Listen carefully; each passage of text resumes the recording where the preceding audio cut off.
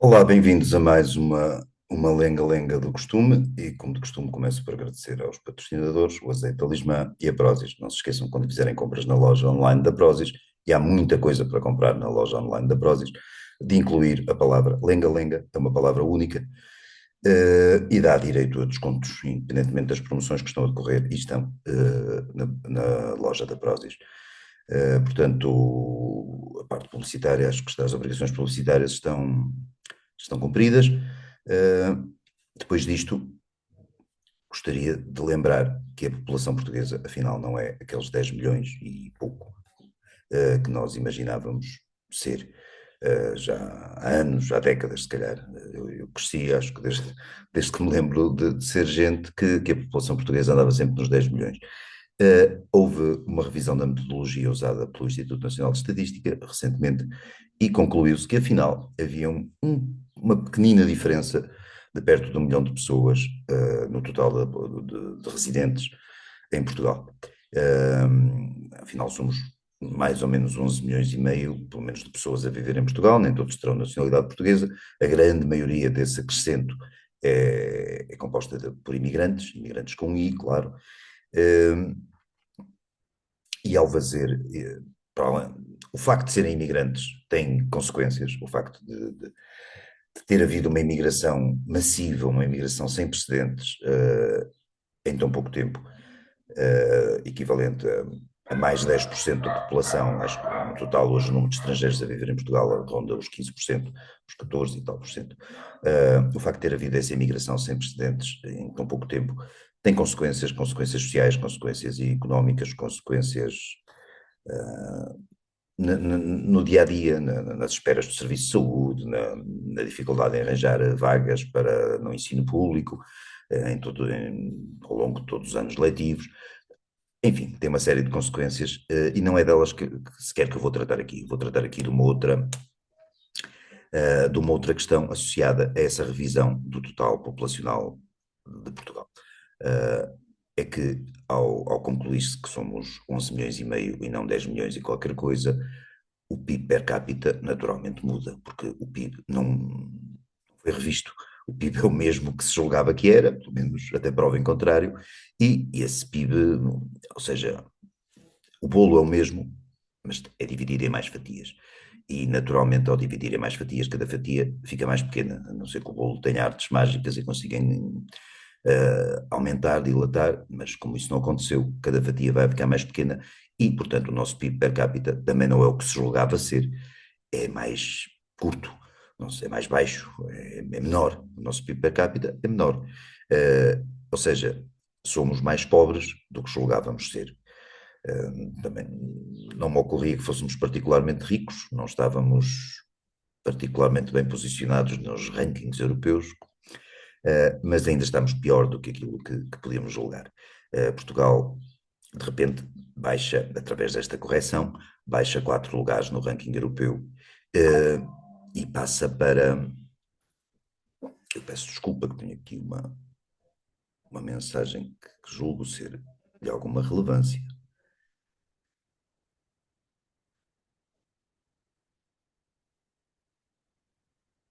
mas não é. Uh, Portanto, Portugal baixa 4 lugares no ranking europeu, passa para 22º lugar entre os 27, e o pior é que dos restantes, dos que estão abaixo de nós, nos 27, a maioria, a quase totalidade, a exceção é a Bulgária, a quase totalidade está muito próxima de nós e está numa tendência crescente, enquanto Portugal está a deixar-se apanhar e não tardará muito que a continuar como estamos, e tudo indica, e aí que eu vou chegar, que vamos continuar como estamos, na tendência em que estamos, de estagnação. Andaremos muito em breve,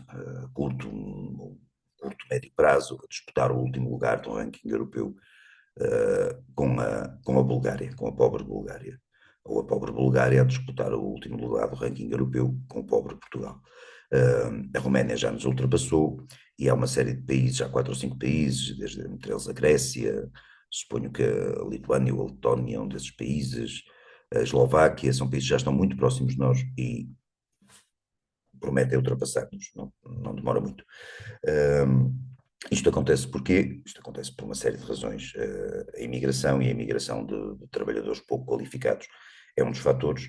O facto de Portugal, das nossas apostas económicas ou dos nossos setores económicos com alguma viabilidade, serem setores que não, digamos que não projetam o país para o futuro, é sobretudo o turismo, e depois alguma indústria relativamente arcaica, tradicional.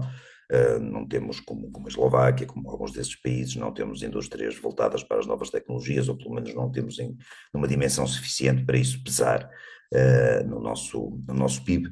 Uh, há uma série de outras questões, mas eu gostava de me focar aqui numa questão absolutamente, acho que é determinante neste caso, porque o PIB per capita não mede os rendimentos, o PIB per capita mede a produtividade, mede aquilo que os portugueses são capazes de produzir, o valor que são capazes de atribuir ao seu trabalho, ou seja, nos serviços, seja na indústria, seja no que for.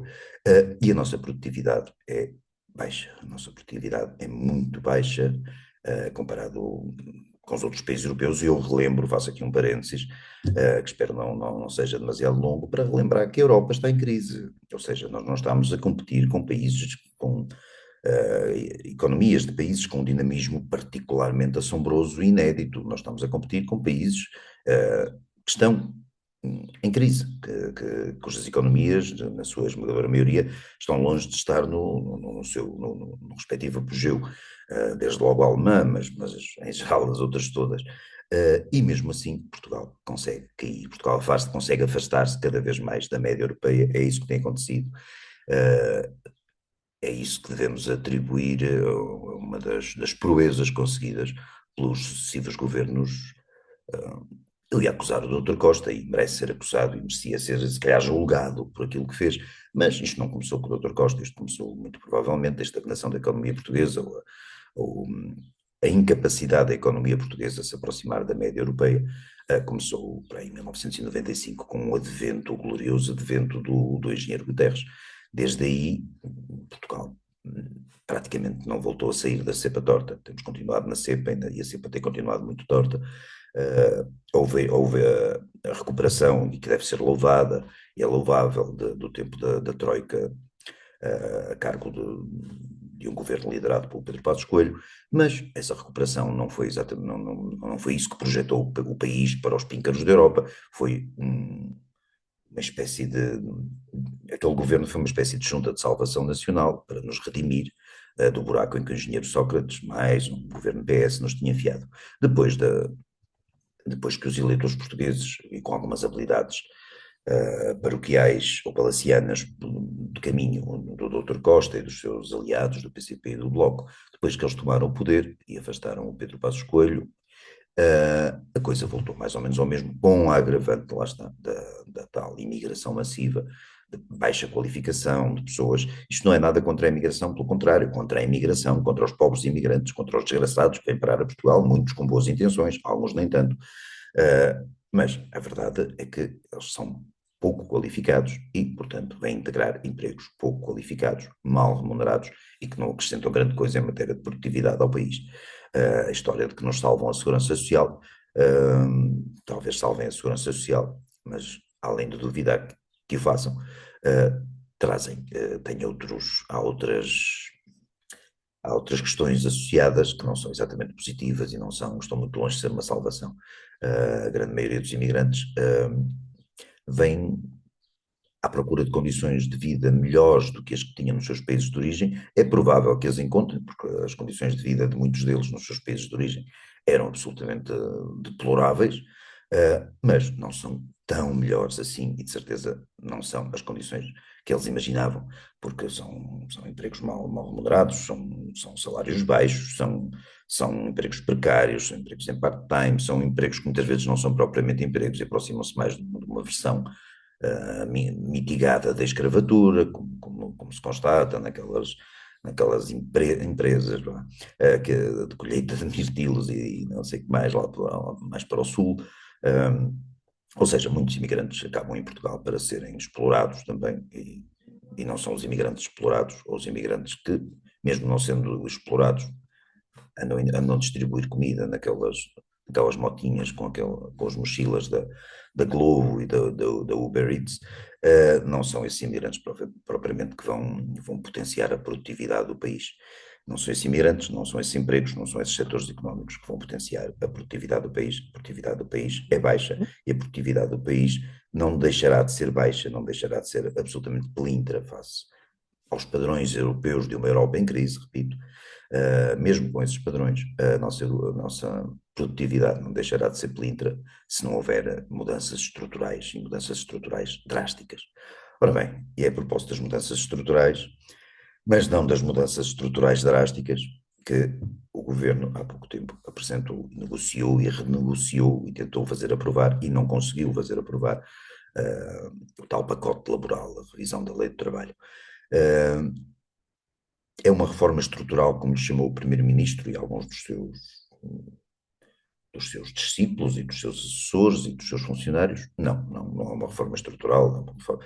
Era uma reforma microscópica, não, à qual se pode chamar reforma sem nos envergonharmos, sem corarmos. Eram algumas mudanças que, do mal ou menos, acho que produziriam alguns efeitos positivos em matéria de produtividade. Não vou agora dissecar cada linha ou cada um dos principais pontos para já falhada lei proposta de reforma laboral, mas a verdade é que, do mal ou menos, parecia, sendo para a reforma, era absolutamente pífia, mas, apesar de tudo, significava, ou poderia significar uma pequena mudança, no bom caminho, no bom sentido. E nem isso foi aprovado. Ou seja, temos um governo absolutamente propenso à estática, à rigidez, um governo que foge de mudanças como o Diabo da Cruz, que evita por completo reformar aquilo que precisava de ser reformado na economia portuguesa e na relação do Estado com as pessoas e com as empresas. Ter um governo que não alivia a carga fiscal, etc. Temos um governo assim, e mesmo quando esse governo tenta fazer uma pequeníssima alteração que poderia ser positiva para o país, essa alteração é rejeitada na Assembleia da República. É rejeitada na Assembleia da República com os votos, sobretudo, não estou a contar agora com aquelas extremas esquerdas, aquelas coisas que já, felizmente, já não pesam, mas na realidade acabam por pesar porque os demais partidos da oposição não me parecem ter visões particularmente diferentes das da extrema esquerda, pelo menos nesta matéria não têm. E então a reforma laboral, a dita reforma laboral, a falsamente apelidada de reforma laboral, a tal microscópica alteração às leis do trabalho, foi rejeitada com os votos do PS, muito naturalmente. O PS jamais aprovaria qualquer medida que pudesse favorecer a economia portuguesa e torná-la mais flexível, mais competitiva, mais eficaz, mais produtiva. Isso o PS nunca poderemos acusar o PS disso, e foi rejeitada também com os votos do Chega. O Chega, que em matéria de economia se está a assumir como um partido absolutamente indistinguível do PS, e distingue-se qualquer coisinha do PSD, apesar de tudo, o PSD, estando neste momento à frente de um governo mais do que criticável, eu acho que este governo está a desperdiçar oportunidades atrás de oportunidades de fazer alguma coisa por isto. Também não, como não tem maioria, também não pode ser inteiramente acusado por isso, mas acho que a vontade política é muito pouca de reformar a sério, seja o que for.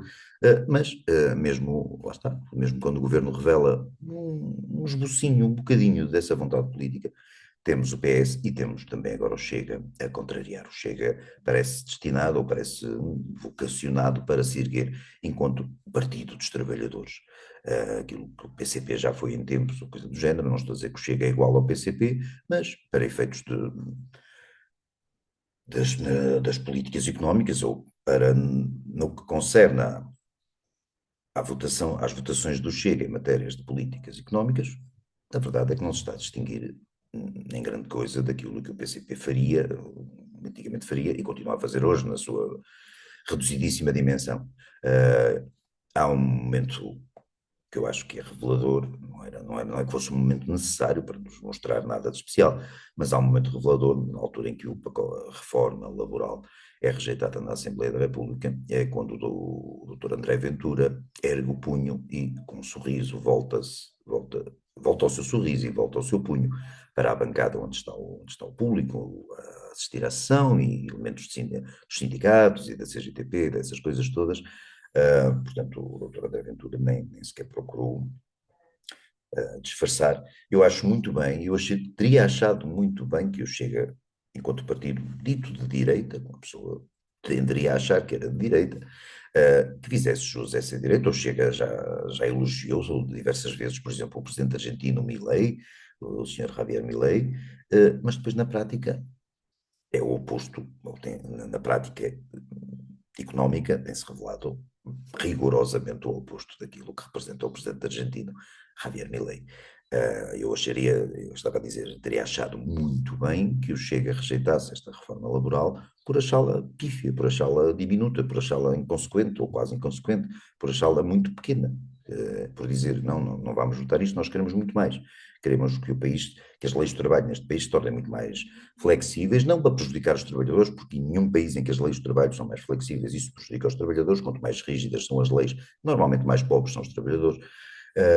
Portanto, mas o Chega poderia e deveria, no mundo ideal, ter dito isso e ter votado em conformidade, ter dito nós não vamos votar esta lei laboral, porque esta reforma laboral não é uma reforma, isto não é nada praticamente. Só que não foi isso que aconteceu. O que aconteceu foi que o Chega rejeitou a reforma laboral por tentar mudar alguma coisa, por achar, ou fingir que achava, que essa alguma coisa iria prejudicar os trabalhadores.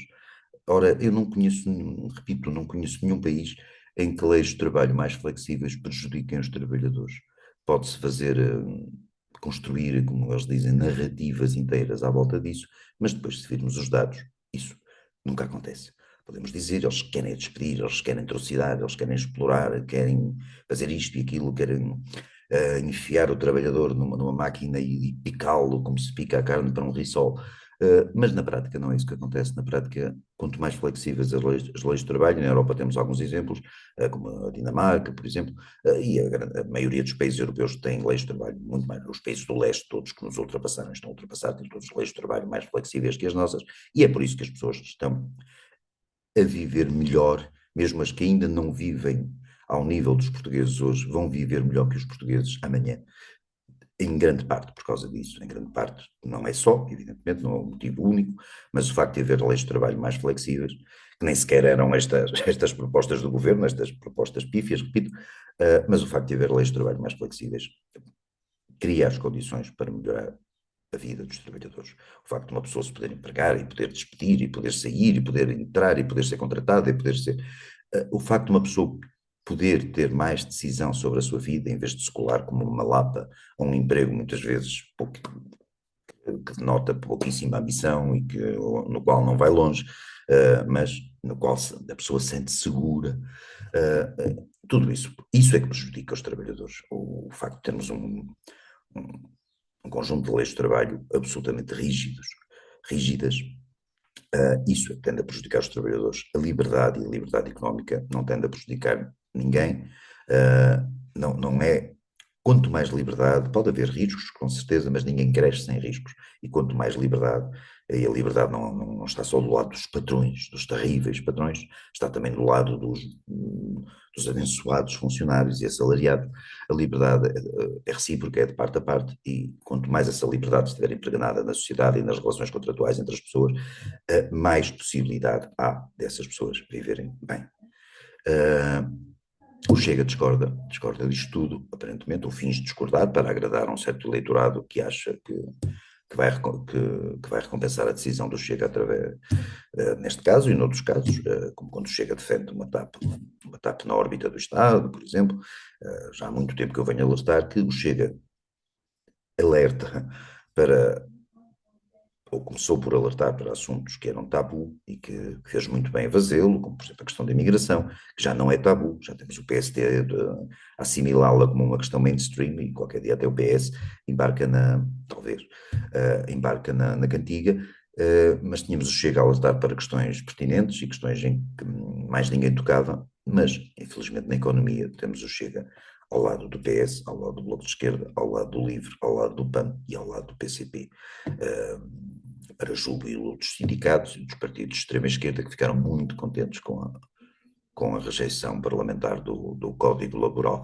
Portanto, tipo, suponho que tenham festejado ao lado do Dr. André Ventura, o Dr. Rui Tavares e, e o eu peço desculpa por me esquecer o nome o Sr. Paulo Raimundo, do PCP, e o doutor, como é que se chama, José Luís Carneiro, do PS, tenham feito depois uma festança juntos a festejar esta conquista dos trabalhadores e mais uma vitória dos valores de Abril, que foi a rejeição do Código Laboral, ou da reforma, que eles chamam a reforma laboral.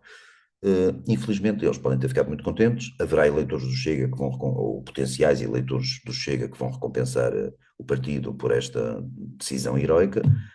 Agora, acho que o país está prejudicado disto, acho que obviamente o país está prejudicado disto. E estamos a chegar a um ponto em que não se vê como é que vamos sair disto sem que isto leve uma reviravolta particularmente expressiva e significativa. E eu só vejo que consigo imaginar que essa reviravolta passe por uma saída do Dr. Montenegro, que também não está ali a solução, lá está, as reformas que ele finge tentar não nos levam a lado nenhum, os outros partidos não querem reforma de espécie nenhuma, pelo menos na parte económica, e a parte económica é fundamental. Eu sei que há argumentos entre os eleitores do Chega, acho que são argumentos mais para os próprios, para se tentar convencer que estão certos ao continuar a votar no Chega. Há quem argumente que a parte económica é importante, mas não é decisiva. Neste momento temos de nos preocupar com a imigração e em acabar com os imigrantes ilegais. Eu lamento contrariar ou lamento discordar, mas acho que a parte económica é mais importante neste momento porque é mais viável, é mais execuível, é mais fácil mexer na legislação, por exemplo, do trabalho, não desta maneira, mas de uma maneira muito mais profunda, uma reforma verdadeira. Acho que é mais fácil, não é que seja fácil, mas acho que é mais fácil tentar mudar, agilizar a nossa economia de maneira a torná-la mais produtiva. Acho que apesar de tudo isso é mais execuível, pelo menos num prazo mais curto, do que resolver o problema da imigração, sobretudo os imigrantes que já entraram em Portugal. Eu não estou a ver que de repente se ande para aí a capturar imigrantes, a não ser pontualmente casos de imigrantes que cometeram crimes, casos de imigrantes que estão aí de forma ilegal, e por aí fora, mas quer dizer, o grosso da imigração, presumo que seja legal, ou pelo menos uma parte muito significativa estará aí de forma legal, e não há forma legal de os retirar daqui, nem sequer seria humanamente justo, uma pessoa que veio para aqui trabalhar e que de facto está a trabalhar, e que se tem a sua situação regularizada. Eu não estou a ver sob que pretextos ou sob que argumentos se poderia pegar dessa pessoa e corrê-la do país.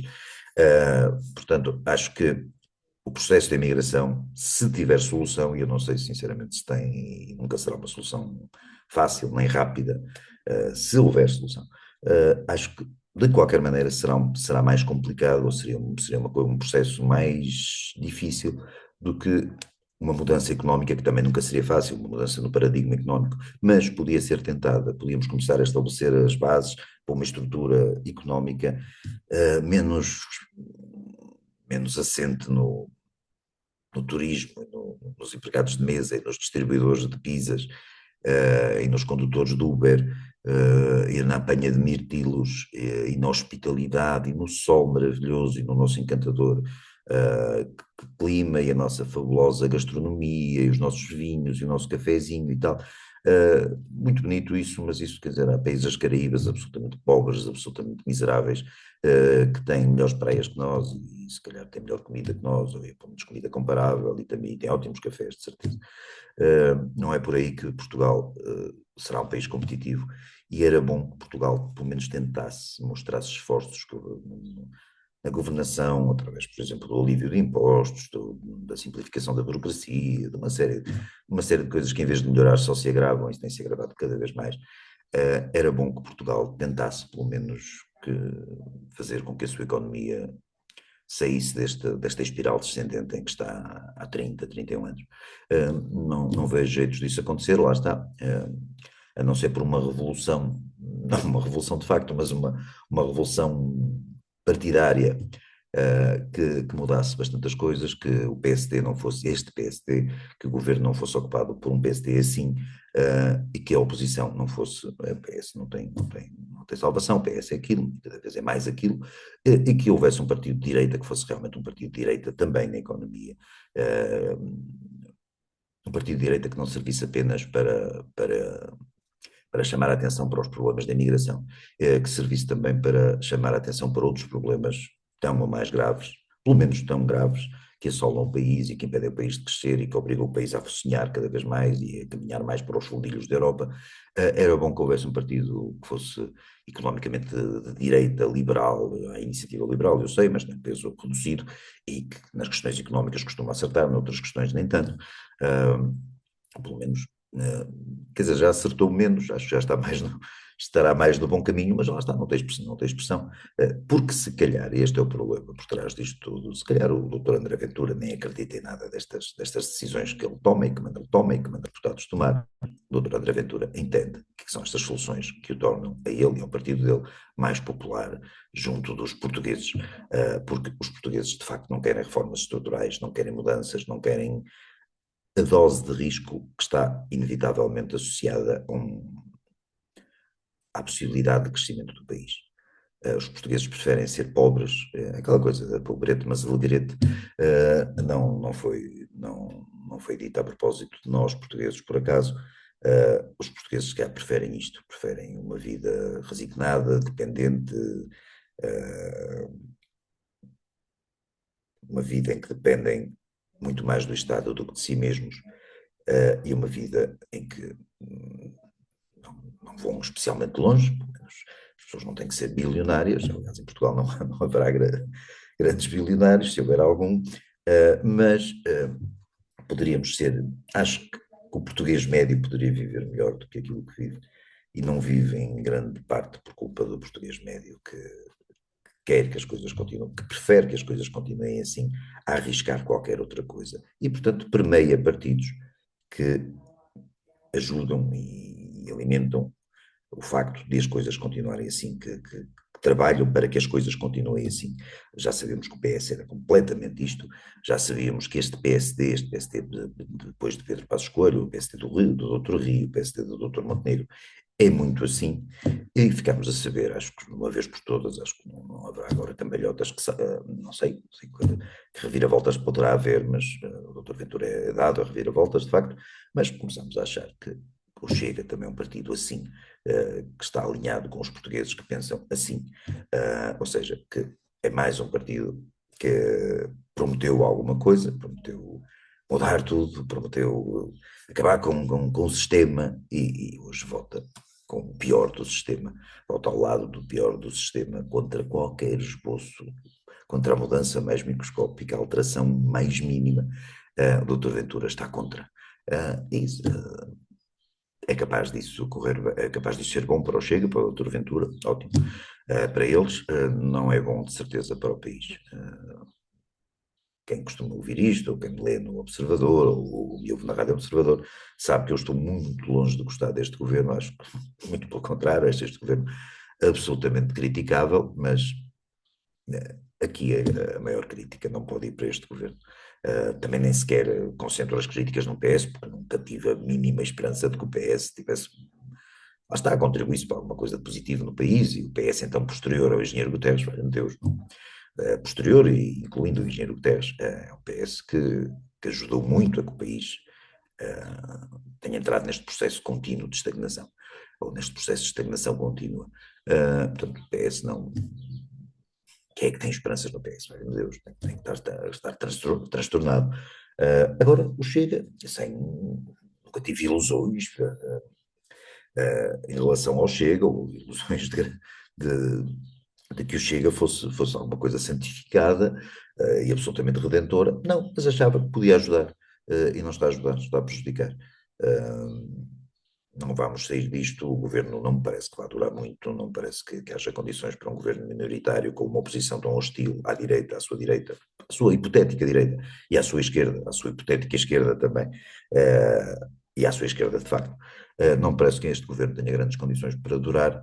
Veremos o que nos trarão umas eleições, umas legislativas antecipadas, que acho que é isso que vai acontecer inevitavelmente, e se essas legislativas antecipadas poderão correr com o doutor Montenegro, e se no lugar do doutor Montenegro poderá vir a única pessoa, o único político português da atualidade que me ocorre, que pode mudar aqui alguma coisa. Agora, eu não sei, eu gostaria que esse político voltasse, eu não sei quantos mais portugueses, e quantos mais portugueses até que votam à direita, ou que aquilo que se convencionou chamar direita em Portugal, quantas mais pessoas estariam dispostas a votar ou a apreciar um regresso do Pedro Passos Coelho. Eu gostaria, porque não vejo alternativa neste momento de sairmos disto. Acho que um governo liderado por Pedro Passos Coelho seria, é o único caminho que eu vejo que isto poderia, não de repente subirmos aos píncaros dos rankings europeus, dos rankings económicos europeus, mas pelo menos tentarmos fugir à competição férrea com a Bulgária. Na ausência, por vontade dele, por vontade das pessoas, dos eleitores de Pedro Passos Coelho, parece que vamos continuar nisto. E por cima temos um Presidente da República que, herdeiro do engenheiro do pântano e tal, que não é que a Presidência da República faça leis, embora as possa vetar, mas temos um Presidente da República que, se há alguma coisa para a qual tem jeito, é para que nada mude, é para contribuir para que tudo fique na mesma, que é a espécie o doutor Seguro é mais ou menos falta-me a palavra, mas é imobilidade por definição, é um, é um monumento à própria noção de imobilidade, aquilo é um vazio, não é? E estamos assim, pode ser que um dia saiamos disto, pode ser daqui a um ano ou dois, pode ser daqui a 20 ou 30, pode ser daqui a 200, ou pode não ser nunca, não faço ideia. Estaremos cá para ver, depende, se for daqui a 50 anos não estaremos de certeza para ver, eu pelo menos não estarei, mas era bom que acontecesse alguma coisa antes, eu pelo menos gostava de testemunhar este país a melhorar, ou pelo menos a fazer um esforço para melhorar, para ser um bocadinho menos pobre, no meu tempo de vida, e no tempo de vida das pessoas que possam estar a ouvir isto. Vamos, vamos ver o que acontece. De qualquer maneira, independentemente das posições de cada um, acho que teremos legislativas, não daqui a demasiado tempo, e não de certeza na data prevista. Acho que teremos antes. Entretanto, tivemos lenga-lenga, peço desculpa, na semana anterior não consegui fazer o programa, nada de especial, mas não tive hipótese. E esta semana faço e conto fazê-lo para a semana, e para a semana seguinte, e para a seguinte é essa, e por aí fora. Façam compras na loja da Prozis, uma palavra código, lenga-lenga, e está tudo bem para vocês, enquanto consumidores, que ficaram com ótimos produtos e com um desconto significativo. E a lenga-lenga também, ou seja, eu também beneficiamos disso. Até para a semana, muito obrigado.